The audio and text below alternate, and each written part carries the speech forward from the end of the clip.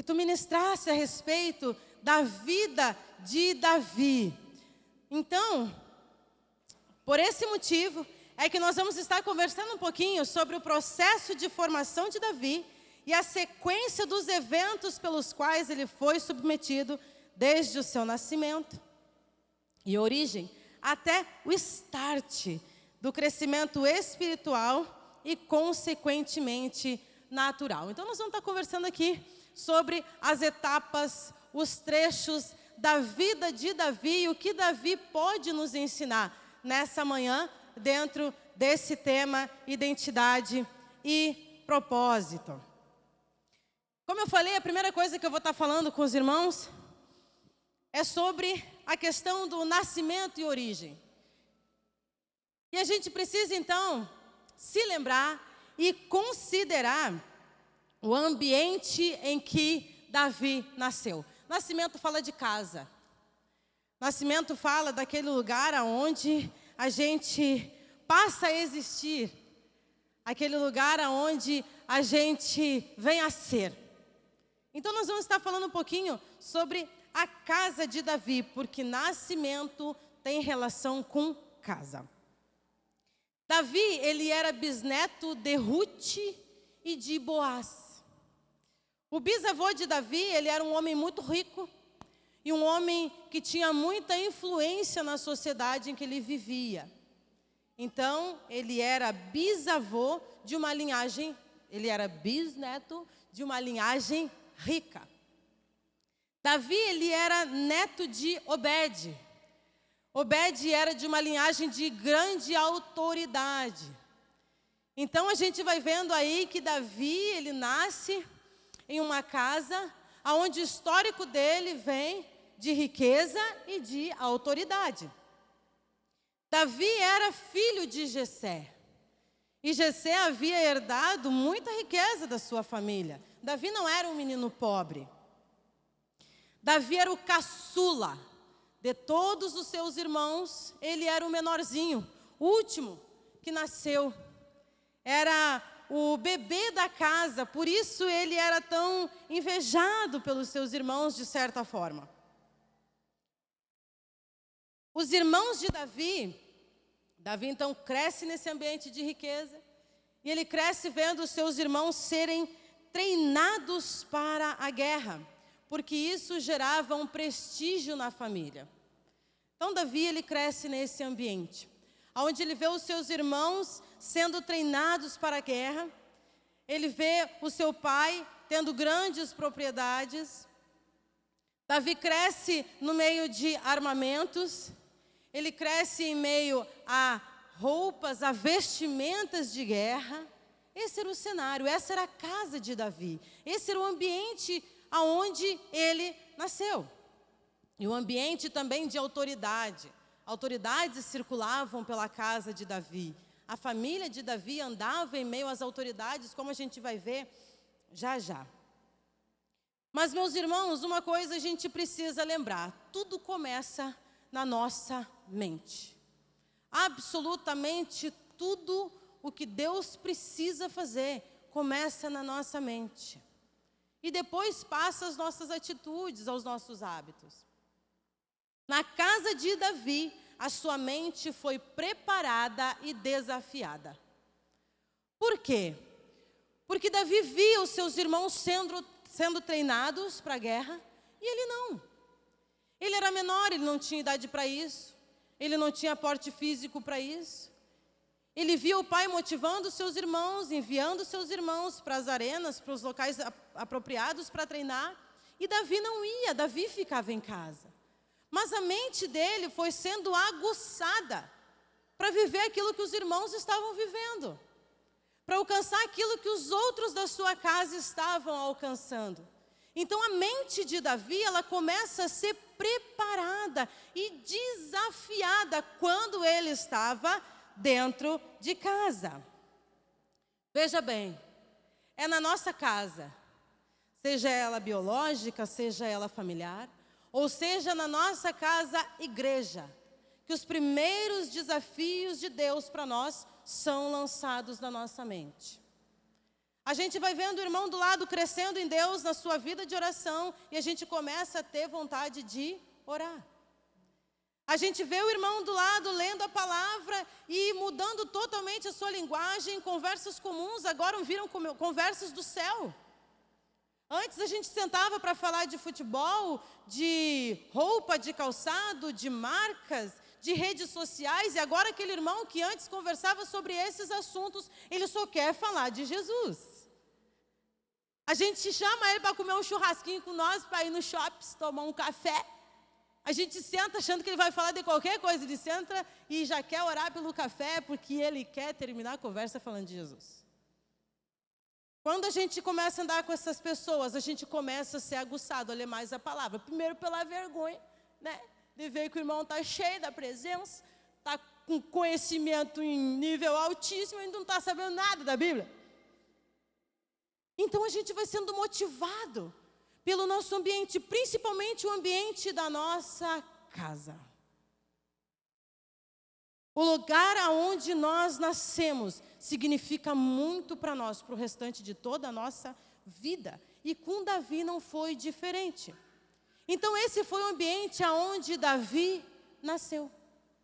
Esses eram registros que estavam gravados em Davi e que o encorajavam a ser um homem mais dedicado, inclusive num campo de batalha. Era o que ele via dos seus irmãos. O segundo ponto é quanto à origem. Esse é o nascimento de Davi. E a origem? A origem fala dos nossos relacionamentos.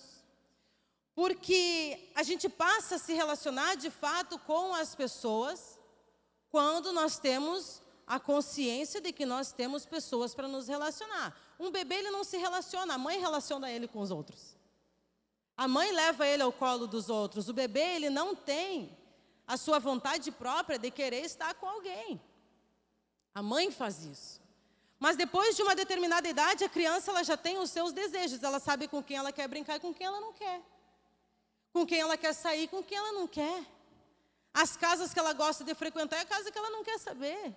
O colo que é bom é aquele colo que de vez em quando dá um beliscãozinho. Ela sabe. A criança, ela chega num determinado momento que ela sabe se relacionar. E ali começa a origem dela. Ali começam as vontades dela. Ali começa a história dela, não a história dos pais. Até um determinado ponto a gente é a história dos nossos pais. A partir dali a gente é a nossa própria história. E assim foi com Davi. Então, nessa origem relacionada à questão dos nossos ambientes e aos nossos relacionamentos, aos lugares que nós frequentamos, Davi, diferente dos seus irmãos, cuidava das ovelhas do pai. Os irmãos de Davi não iam para o curral, eles não passavam por esse ambiente, por essa região das propriedades do pai. Não. Davi ia na direção do curral, os meninos iam na direção dos treinamentos. Os meninos estavam sendo treinados para serem grandes homens, valentes. E Davi cuidava dos bichinhos do pai. Talvez a intenção do pai era futuramente deixar toda a propriedade para Davi cuidar. Por isso que o pai motivava: meu filho, vai cuidar das ovelhas. Mas o pai não sabia o que tinha por trás das ovelhas, e a gente vai ver logo a seguir. Os seus irmãos eram urbanos. Davi era rural. Os irmãos de Davi se preparavam para andar na cidade, para ter o prestígio dentro das cidades edificadas, prestígio entre as mulheres. Por quê? Porque os guerreiros eram os holofortes da sociedade. Os homens de guerra estavam ali, na vitrine das mulheres. Então era um lugar que todo homem queria estar, era no exército. Era estar guerreando, defendendo. E Davi não foi escolhido para isso. Davi foi treinado para ficar lá no curral. Davi, ele era rural. O que parecia ser uma profissão, escute isso. O que parecia ser somente uma profissão na vida de Davi, era, na verdade, uma escola. A grande escola de Davi não estava nos grandes centros, não estava no meio da cidade, Não estava entre os sábios, não. A escola de Davi estava lá no meio das ovelhas, ainda que ninguém pudesse dizer isso. Eu gostaria que você abrisse a sua Bíblia em 1 Samuel 17, 34. E a gente vai ver aqui uma conversa que Davi tem com Saul. Davi está conversando com Saul, o rei Saul, isso tempos depois. E ele conta para Saul as suas experiências enquanto cuidava das ovelhas. O que ele experimentava, o que ele vivia, o que ele aprendia, o que ele precisava fazer enquanto cuidava das ovelhas. E o texto diz assim, 1 Samuel 17, 34, 35. Então disse Davi a Saul: teu servo, no caso ele falando dele mesmo, apacentava as ovelhas do seu pai. Ele estava falando, eu apacentava as ovelhas do meu pai. E vinha um leão, um urso e tomava uma ovelha do rebanho. E eu saía após ele e o feria. E a livrava de sua boca, eu livrava a ovelha de sua boca. Levantando-se ele contra mim, lançava-lhe mão da barba e o feria e o matava. Aqui Davi está falando para Saul assim: quando eu cuidava das ovelhas e vinha um bicho grande pegar as ovelhas do meu pai, eu me botava nele, eu ia para cima, eu não deixava barato, eu fazia o que eu tivesse que fazer para defender a ovelha. Deus o livre, sumiu uma ovelha do meu pai, meu pescoço caiu. Então que caísse o pescoço do urso ou do leão, menos o meu. Eu fazia o que eu tinha que fazer, eu era responsável pelas ovelhas. Era eu que respondia pelas ovelhas, o que eu tinha que fazer, eu fazia e fazia muito bem feito. Custasse o que precisasse custar a mim, eu fazia para cuidar as ovelhas. O leão e o urso desenvolveram em Davi habilidades pessoais. Davi foi crescendo em suas habilidades, em suas técnicas, por causa de leões e ursos que apareciam. Os desafios que vinham na direção de Davi eram usados para que ele viesse a ser o grande homem que ele foi depois. Nem o leão e o urso puderam ser desprezados. Faziam parte da escola. Eram os professores de Davi. Quando se levantava o urso, lá veio o professorzão fazer um teste comigo, avaliativo, vamos ver se eu passo no teste. Davi matava o bicho e era aprovado. Só que Davi não era aprovado na terra só. Davi era aprovado diante de um Deus vivo. Ainda que Deus não tenha aparecido aqui. Até aqui a gente não falou em Deus, a gente está falando de Davi. Será que Deus não está na história? Será que nas nossas circunstâncias humanas Deus não está na história só por causa que a bola de fogo não caiu? Será que no nosso dia a dia Deus não está conosco somente porque a gente não ouviu a voz audível do Espírito Santo? Será que Deus está conosco o tempo todo mesmo? Às vezes parece que não, o silêncio está tão grande que parece assim, eu acho que até o céu sumiu, foi-se.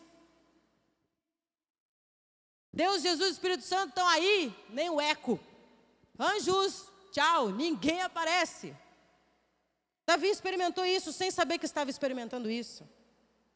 Agilidade, pontaria, valentia, senso de defesa. Davi desenvolve com o quê? Com os bichos.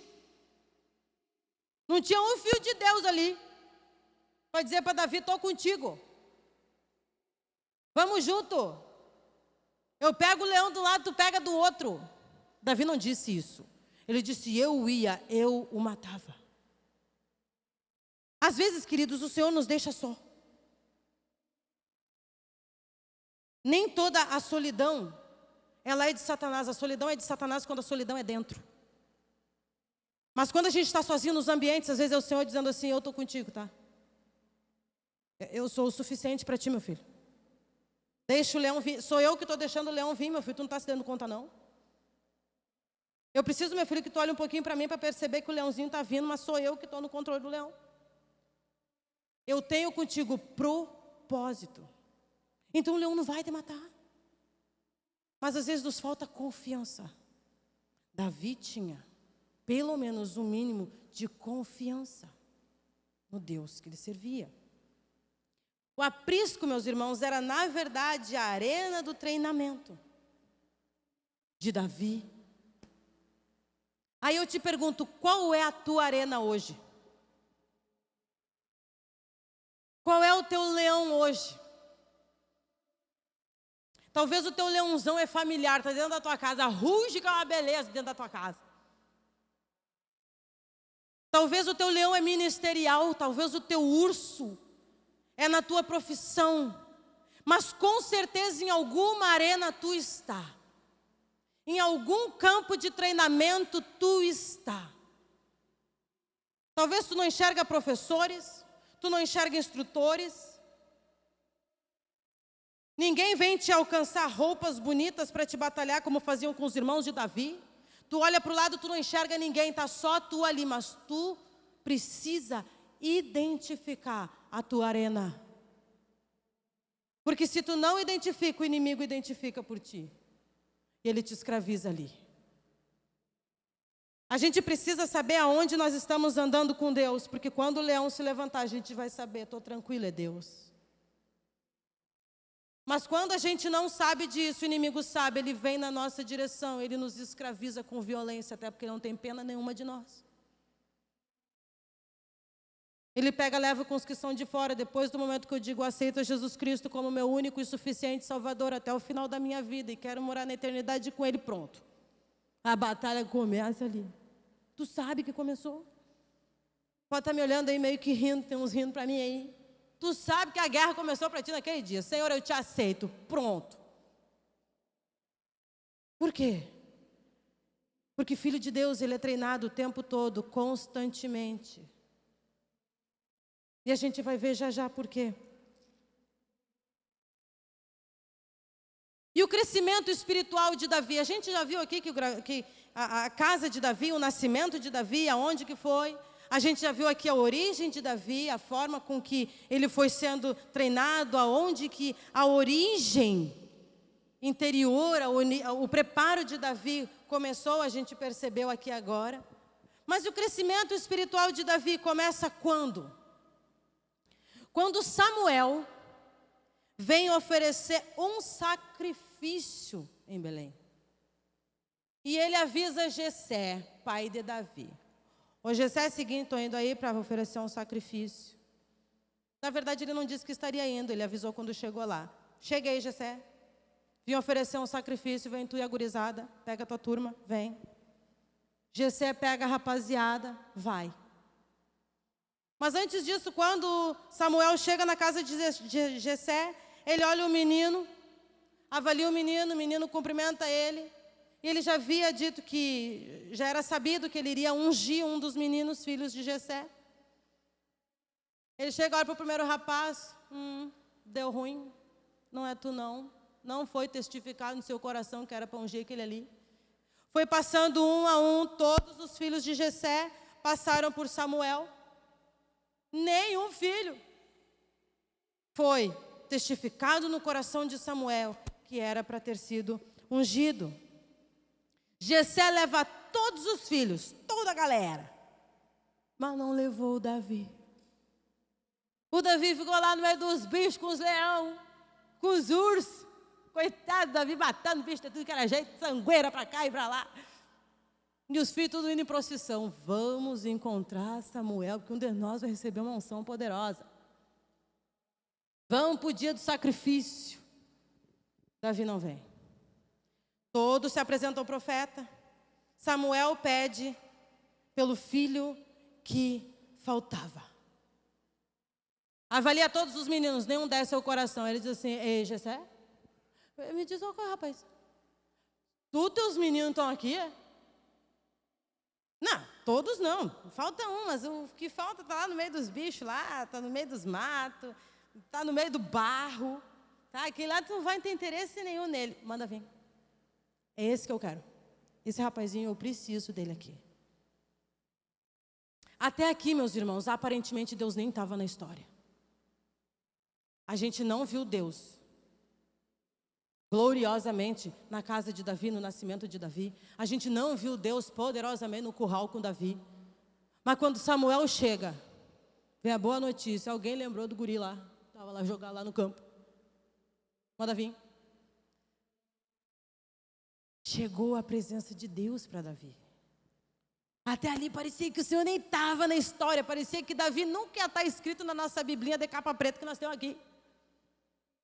Mas Davi chega e Samuel tem testificado no seu coração que era para ungir aquele menininho.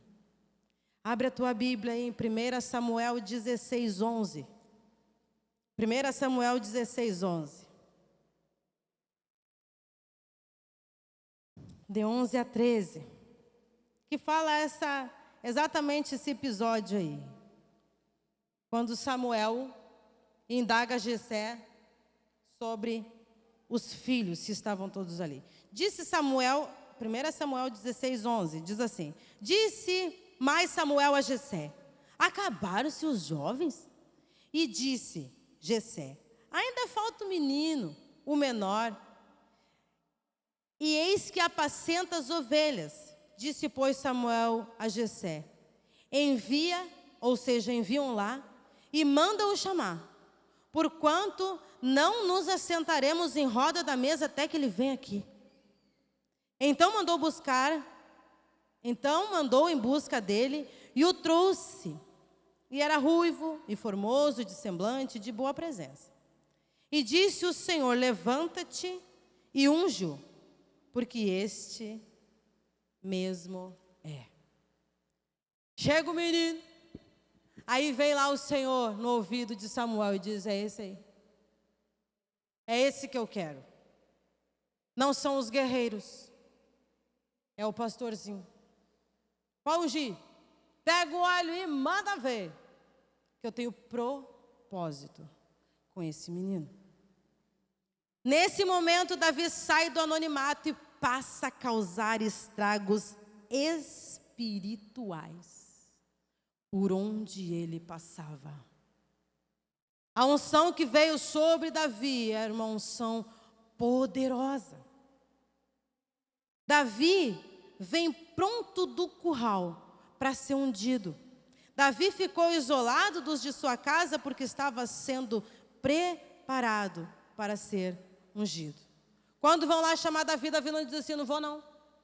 Quer não? O pai levou toda a galera. Pegou todos os filhos, levou, não levou eu? O que eu vou fazer lá? Estão me chamando para quê? Não, vou dar essa vergonha para o meu pai. Vou desobedecer, vou desonrar, né? Não quis me levar, agora não vou. Não. Quando Davi foi chamado, ele simplesmente foi. Ele só obedeceu. Por quê? Porque Deus estava preparando Davi para esse dia. O leão e o urso era por causa desse dia. O curral era por causa desse dia aí. O Senhor já sabia que um dia ele mandaria Samuel, ele precisava fazer Davi passar por essa trajetória para estar pronto no dia que Samuel viesse, para ele ser ungido. O crescimento espiritual de Davi se deu pelo toque do profeta. Quando o profeta de Deus vem e toca Davi, Davi é transformado. Uma unção poderosa vem sobre ele, o prepara para um desafio maior que a gente já vai ver. Quem que está te tocando? Quem que está te influenciando? Quando Samuel toca em Davi, ele não toca de qualquer jeito, ele toca com a autoridade do Senhor. Davi era um homem de peso espiritual, ele era um homem de Deus. Desculpe, Samuel. Ele era um homem poderoso em Deus. E quando ele toca em Davi, ele transfere para Davi a unção poderosa de Deus. Ele transfere credibilidade. Ele transfere autoridade. Davi já sabia quem era Samuel. Samuel era conhecidíssimo em todos os lugares, ele era o profeta. Davi não chegaria para Samuel e diria: me abençoa, se não fosse um homem de Deus. E por que que a gente anda e deixa-se ser influenciado por pessoas que não são de Deus? Por que que a gente deixa pessoas que não são de Deus tocarem nas nossas vidas e nos influenciar? Que preço barato é esse que a gente está pagando por qualquer coisa? Jesus morre numa cruz, crucificado, jorrando sangue, sofrendo horrores, para a gente hoje ficar se alimentando, como diz o pastor Elcio seguidamente aqui na Ágape, se alimentando do vômito do corvo. A gente senta com gente que não é cristã e fica batendo papo, assim ó, tete a tete. A gente não persegue os homens de Deus. A gente persegue pessoas vazias que não têm nada para oferecer. E isso nos mostra uma coisa: eu sou tão vazio quanto ele, por isso que eu consigo me sentir bem com ele. Porque pessoa cheia de Deus só consegue andar com pessoa cheia de Deus. Ou no mínimo anda com aquele seco do Senhor para influenciar. Mas a gente está vendo uma degradação total dos cristãos.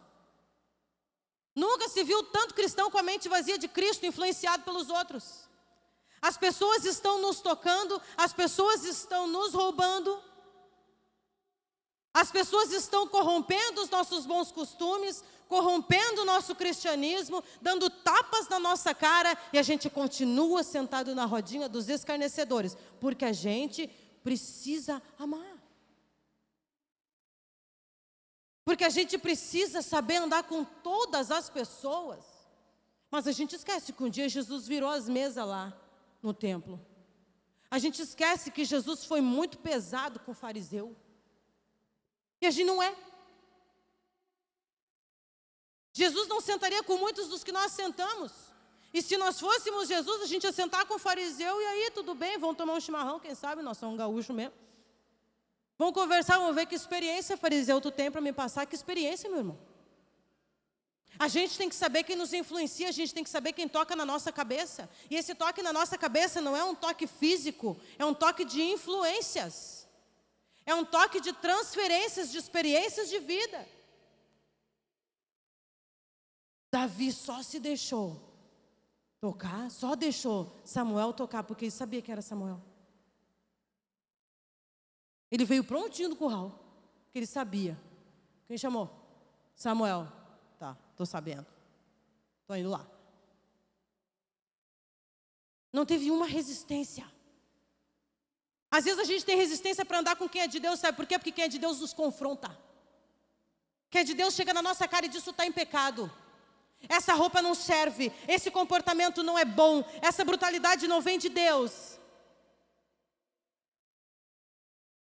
A gente não pode ter medo de andar com profeta. A gente não pode ter medo de mão de profeta. Sabe por quê, meus irmãos? Porque uma hora o profeta vai sumir, ele vai subir. Uma hora o profeta vai desaparecer. A gente precisa aproveitar pastores, líderes. A gente tem que perseguir esses homens e mulheres de Deus. Porque são eles que nos aproximam do Senhor. E quando eles chegam para nós e dizem assim: a tua boca fala o que não procede de Deus. Às vezes, os profetas do Senhor, os Samuéis do Senhor que estão ao nosso redor, eles chegam para nós e dizem assim: ei, está dando profetada, meu irmão. Tu não está falando pelo coração de Deus, não. Ei, jovem, esse teu comportamento não é de Deus. Sexo antes do casamento não é bíblico. Minha irmã, mini saia? Que isso, minha irmã? Mini saia não é de Deus. Deixa a sainha curtinha para as meninas que estão no mundo perdida, querendo chamar a atenção dos meninos pelas suas carências humanas. Tu, como mulher de Deus, você é preenchida pelo Senhor, você não sente carência de nada. A gente às vezes foge de profeta, meus irmãos. Quando na verdade é do lado do profeta que a gente precisa andar. É somente o profeta que pode tocar na nossa cabeça e nos influenciar. A gente tem que ser cego na direção do profeta. Daqueles que são boca de Deus para nós. Mas a gente tem que saber a procedência. A gente tem que saber o testemunho.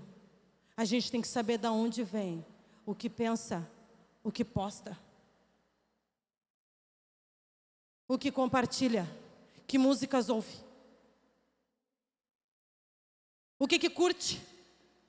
A gente precisa saber, hoje está mais fácil a gente conhecer a vida dos outros do que nunca. Esses dias alguém me disse assim: Leite, eu acho que o Instagram é mais poderoso quase que o Espírito Santo, porque o Espírito Santo não me fala da vida de ninguém, eu sei da vida de todo mundo. Eu disse: queima, Jesus, esse pensamento do cão. Mas tem um tom de verdade aí. A gente precisa vasculhar a vida das pessoas que sentam com a gente. Vamos lá, porque a hora está passando. O crescimento espiritual de Davi, ele fica notório, porque a partir dali, a partir do momento em que ele é influenciado, em que ele é tocado, em que ele é ungido, ele passa a tocar com unção. Algo poderoso acontece quando ele se encontra com Samuel. Com certeza Davi se encontrou com várias outras pessoas de Deus, mas nenhuma era tão cheia de Deus quanto Samuel, porque a partir do momento daquele encontro, ele passa a tocar com unção. O que tinha no Samuel foi o que foi derramado sobre Davi. Se eu começo a andar com uma pessoa de Deus, como eu falei no início, que lê muito Bíblia, eu começo a ler muito Bíblia. Se eu começo a andar com uma pessoa que ora, eu começo a orar. Se eu começo a andar com uma pessoa que faz as coisas na casa do Senhor com capricho, com esmero, com dedicação, eu começo a fazer. Se eu ando com aquele que tem a sua boca santificada, que não fica falando mal dos outros, mal do pastor, que sabe dos defeitos e da qualidade de todo mundo, mas se cala e somente ora, eu começo a me calar e somente orar. Mas se eu ando com fofoqueiro, quando eu vejo eu estou numa fofocaiada só. Quando eu vejo eu estou sendo chamado na sala do pastor, vem. O tremendo da base, né? Já sei o que é, peguei. Falei mal de alguém. Se eu começo a andar com aquele que não ora, eu não oro. Meus queridos, isso é poderoso. Quando Samuel toca em Davi, ele passa a tocar com unção. O que havia em Samuel alcança a Davi. Meus irmãos, o profeta, ele precisa, escute isso. Os profetas de Deus que estão sobre a terra, os profetas de Deus da tua igreja, os profetas de Deus aqui da Ágape, eles precisam de uma coisa. Os profetas de Deus, eles precisam sentir a nossa falta. Os profetas de Deus, eles precisam ser incomodados pelo Espírito Santo, que mostra assim: ei, está todo mundo aqui? Não, está faltando um que eu estou preparando. Está faltando aquele que eu estou treinando. Os profetas de Deus, eles precisam olhar para a igreja do Senhor e ter no seu coração uma inquietação por encontrar aqueles que buscam ao Senhor e são treinados por Ele. Não é possível que o pastor Elcio não sinta a minha falta aqui. Para os irmãos que não sabem, eu sou irmã do pastor Elcio. Única. Somos só nós dois. Claro que eu sou a parte, né? A parte boa do negócio. Peguei toda a beleza dos pais, somada em mim. Ficou só um farelinho para ele. Mas meus queridos, não é possível, se eu não fosse irmã do pastor Elcio, você que é aqui da casa, você que é da sua igreja, da sua congregação, os profetas da sua igreja, eles precisam sentir a tua falta pela presença de Deus na tua vida. Todo mundo chegou, a Maria não chegou, cadê a Maria? Cadê o Felipe que não chegou?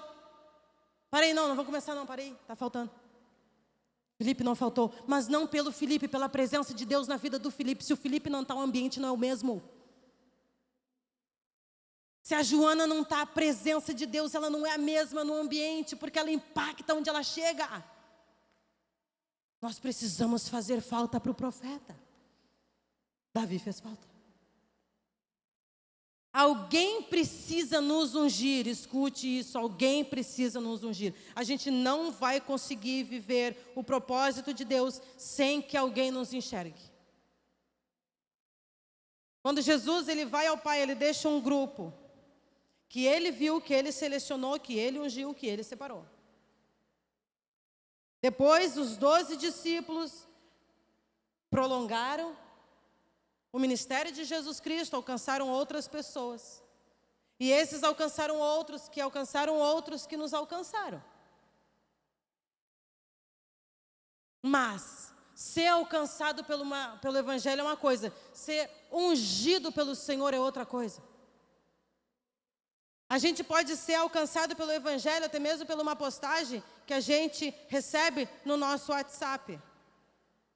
A gente pode ser alcançado pelo Evangelho por um folhetinho na rua, por alguém que pregou na praça e a gente ouviu. A gente pode ser alcançado pelo Evangelho de várias formas, mas a unção de Deus, ela é específica. Alguém precisa nos ungir, alguém precisa nos olhar e identificar.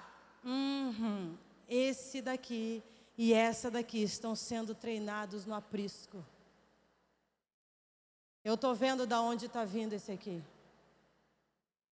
Esse aqui está vindo do meio rural. Está vindo todo embarrado. Alguém precisa olhar para nós e ver de onde nós estamos vindo, dos nossos momentos com Deus. Alguém precisa nos olhar e ver as nossas renúncias. Ver o quanto que nós pagamos para viver a palavra de Deus. Alguém precisa nos enxergar, queridos, e nos tocar, e então nos enviar, nos ungir. E transferir a nós aquilo que é poderoso nele, em Deus. Precisamos estar debaixo de uma cobertura séria e honrosa. O irmão da câmera disse que eu não posso andar muito. Eu acho que eu já saí da câmera algumas vezes. Ficou só o vulto. Queridos, nós precisamos estar debaixo de uma cobertura séria. Às vezes a gente pode estar frequentando uma igreja e não estar debaixo da cobertura daquela igreja, quando o nosso coração é rebelde. O coração rebelde, o corpo está ali, o coração não está. O corpinho vem nos cultos, mas a mente está atraindo o pastor, a mente está atraindo os irmãos, a mente está atraindo a verdade daquela igreja. Nós precisamos estar debaixo de uma cobertura séria, sim. Nós somos chamados para avaliar, para julgar as coisas. O apóstolo Paulo nos motivou a julgarmos todas as coisas. Mas a gente não pode ser orgulhoso ao ponto de dizer aqui nessa igreja nada presta. Mas ainda assim, porque a igreja da parede preta que está moderna, eu vou ficar aqui dentro. Para sair por aí dizendo, eu sou da Ágape. Sendo que nosso coração, ele é um coração rebelde, e a gente não está aqui. O Senhor vê isso, o pastor não vê, o Senhor vê. E se o Senhor vê, Ele não vai mandar Samuel na nossa direção.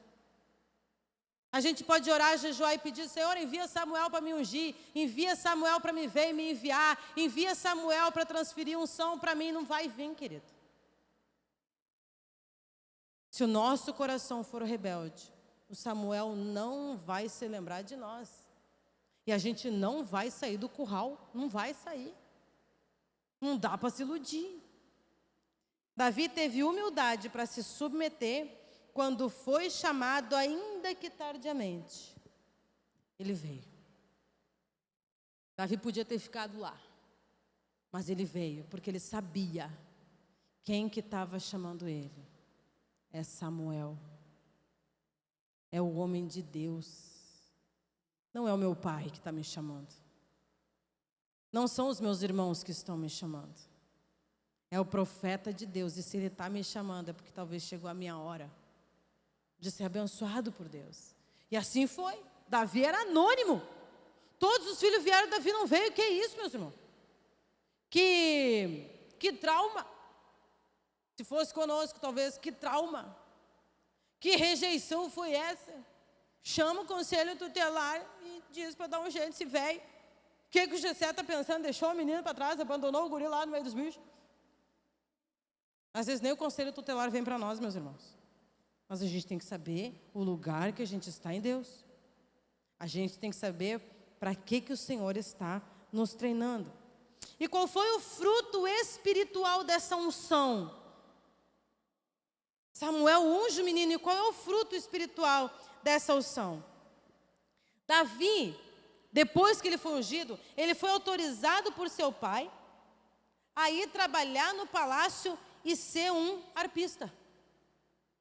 Quando ele disse, pode lá, meu filho, vai lá trabalhar, tocar uma harpa pro tal do rei lá, que o rei anda meio rebelde, está meio doido, está fora dos camburão, vai lá, toca para ele lá, Belém, Belém, virou Natal, né, Belém, Belém, não sei nem como é que é o som da harpa, vai lá, e toca. O menino vai, mas ele vai diferente. Não era o toque da harpa comum. Ele não entra no palácio do mesmo jeito. Ele chega diferente. O que era profissão comum, porque era muito comum os arpistas, os rapazes, as moças que tocarem para um rei. O que era uma profissão comum, em Davi se torna algo poderoso, pois alterava a condição espiritual do ambiente aonde ele tocava. Agora Davi toca, e há um impacto espiritual. Porque Saul, ele não se acalmava por causa do bom som. Não. Era algo de Deus que acontecia. Toda a calmaria, ela vem de Deus. Toda a paz, ela vem de Deus. A perturbação vem de Satanás. Toda ela. Seja no trânsito. Deu um BO, deu uma perturbação, deu um problema, pode saber que é seta maligna. E daí ele começa a tocar. E o ambiente dentro do palácio começa a mudar.